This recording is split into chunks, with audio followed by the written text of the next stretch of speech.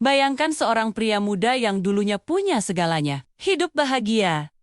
Punya usaha kecil yang mulai berkembang. Dan yang paling berharga, dia punya cinta pertamanya yang selalu ada di sisinya. Tapi kadang takdir punya cara yang kejam untuk mengubah segalanya dalam sekejap mata.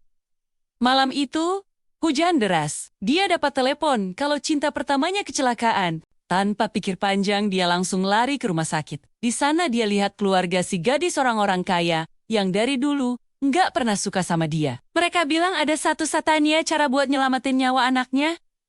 Tapi butuh uang banyak banget. Jutaan. Uang yang mustahil dia punya dalam waktu singkat. Tapi, cinta itu buta kan? Dia rela lakuin apa aja. Malam itu juga, ada seseorang yang datang katanya, sahabatnya sendiri nawarin solusi cepat. Ada transaksi bisnis yang gampang. Cuma perlu tanda tangan. Benaknya kalut.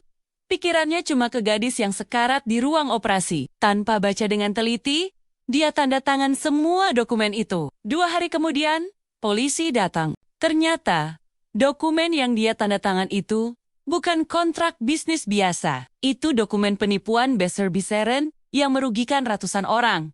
Dia kena jebakan. Sahabat yang dia percaya itu sudah kabur entah kemana. Bawa semua uangnya, dan dia yang jadi tersangka utama.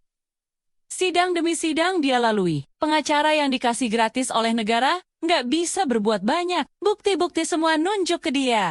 Yang lebih sakit lagi, cinta pertamanya, yang katanya dia selamatin itu. Dia datang ke pengadilan tapi bukan buat bela dia. Dia datang bareng keluarganya, dan di sana, dia bersaksi melawan dia. Bilang kalau dia memang orangnya yang jahat, yang suka manipulasi, yang dari dulu cuma manfaatin dia buat duit. Rasanya kayak ditusuk ribuan kali. Orang yang rela dia korbanin segalanya, sekarang jadi pisau yang menikamnya paling dalam.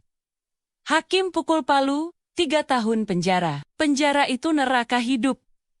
Setiap hari dia mikir, kenapa ini semua terjadi? Tapi di saat-saat tergelapnya, ada yang berubah dalam dirinya. Dia bukan lagi pria lemah yang gampang dibodohin. Dia mulai belajar hukum dari teman satu sel yang dulunya pengacara. Belajar bisnis dari buku-buku tua yang dia temuin di perpustakaan penjara. Belajar silat dari narapidana tua yang ngajarin dia cara bertahan hidup. Yang paling penting, dia ketemu seseorang di penjara, seorang bos besar yang masuk karena kasus politik. Orang ini lihat ada sesuatu dalam dirinya. Sebelum keluar, bos itu kasih dia sebuah kartu nama dan bilang, kalau dia udah bebas nanti, datang aja.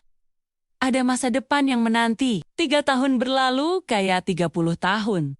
Tapi akhirnya, hari itu tiba. Pintu penjara terbuka. Dia keluar dengan jasad yang lebih kuat, pikiran yang lebih tajam, dan hati yang udah nggak punya ruang lagi buat kelemahan.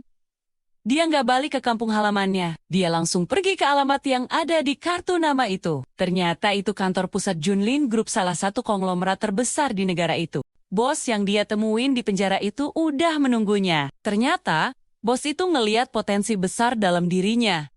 Dan sekarang, dia mau dia jadi penerusnya. Dalam beberapa bulan, dia berubah total.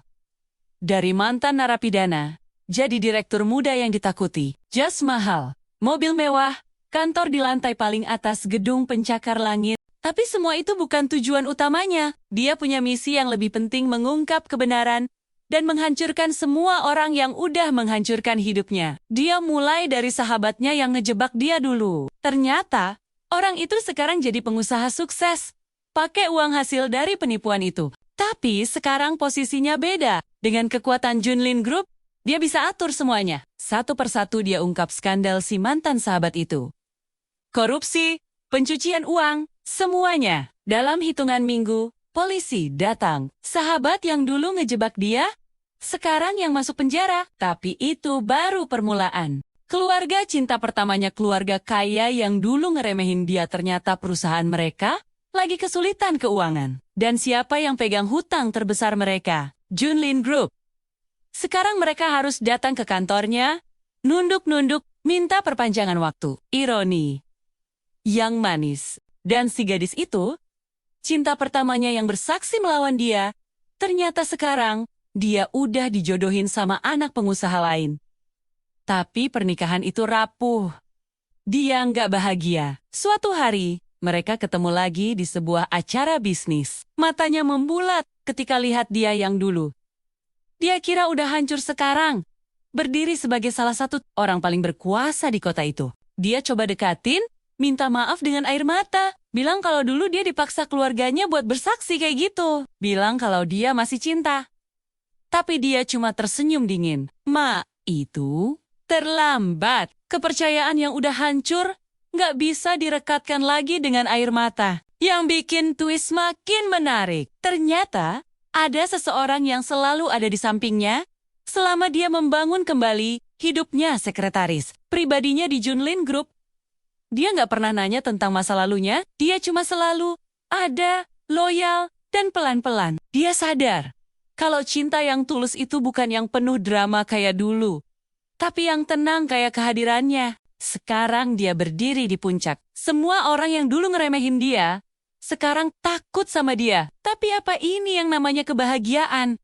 Atau cuma kepuasan sementara dari balas dendam? Di malam-malam sepi, kadang dia masih mikir, apakah semua ini worth it? Tapi satu hal yang pasti, dia nggak akan pernah lagi jadi orang yang lemah dan gampang dibodohin. Dia udah terlahir kembali dari api penderitaan. Dan sekarang, nggak ada yang bisa bendung langkahnya lagi.